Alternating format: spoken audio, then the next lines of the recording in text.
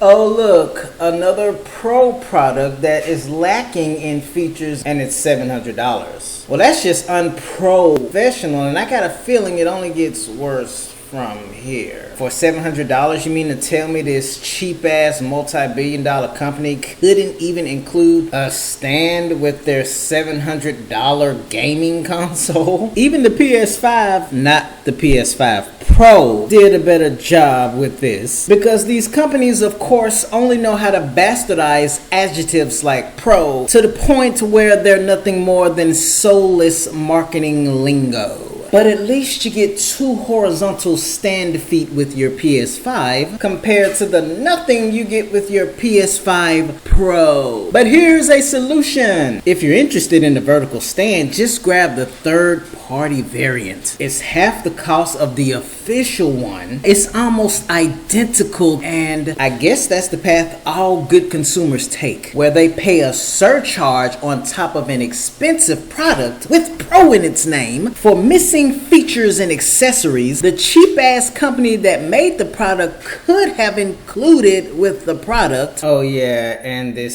$700 gaming console does not come with the disc drive.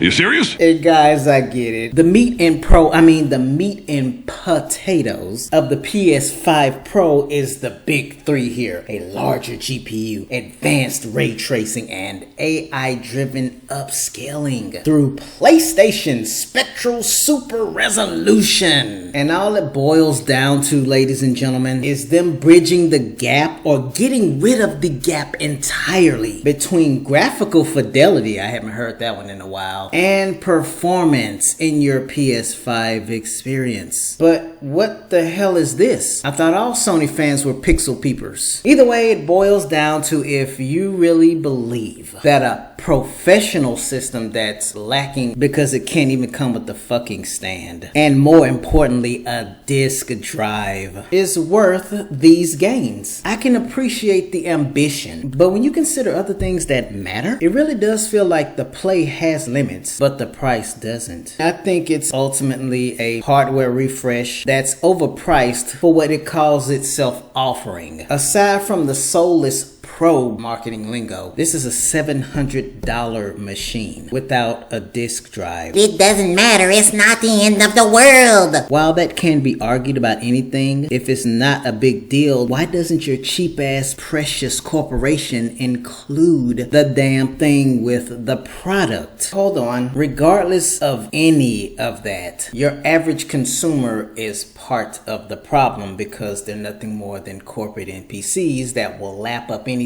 they do regardless of their fake ass griping on the internet. It looks like their pre-order is secured. These guys are already locked and loaded. Scalpers, that is. And would you look at that? Sony definitely has all of you bad actors in their pockets with this announcement. It's the 30th anniversary PlayStation Collection. One whiff of this variant, one look at that gorgeous gray, and I bet all of you immediately forgot what you were in the middle of shit posting. Not only is Sony deliberately only making 12,300 of these things because, you know, it reflects the original date the first PlayStation was released back in 1994. But this is all that bundle comes with. And even the 30th anniversary limited edition PS5 Pro is not immune to this belligerent capitalism that I'm sure all of you are going to lap up anyway if you can. Keep in mind that they haven't announced a price yet for this hardware, but it ironically comes with a vertical stand. Oh, look at that. The digital edition of the limited edition 30th anniversary PS5 also doesn't come with the disc drive, but it also comes with a vertical stand. Not including a vertical stand with the PS5 Pro, not these limited edition bundles, only makes me wonder and ready my chuckles for the price reveal of these bundles when they finally get around to that. Ooh, they also have a 30th anniversary limited edition PS5 remote control. I find these limited edition PlayStation bundles hilarious in so many ways, but Sony is really pretending that they're paying homage to the PS1 with hardware that lacks a disk drive. That isn't gonna stop all of you bad actors. The tonal shift from this to this is not surprising in the slightest to me, because the average consumer is full of shit. A lot of you all are just like this. You're gaslighting yourselves. Maybe it's validation between getting your engagements on Twitter or doping yourselves up with enough coke to give a fentanyl addict a run for their money. This is the fake outrage in a nutshell. I don't believe any of you. You mean to tell me that you guys suddenly developed standards? You're probably the same ones that bought the PS3 at launch, a $600 gaming console at the time, along with the PS4, the PS4 Pro, and all of the other slim and pro models that Daddy Sony waved in your faces like a fishing lure. You do stupid shit like this and then you turn around and shed fake tears, wondering why your precious Sony is able to get away with shit like this. You're not victims, you're abusers. Well, I guess when it comes to Sony,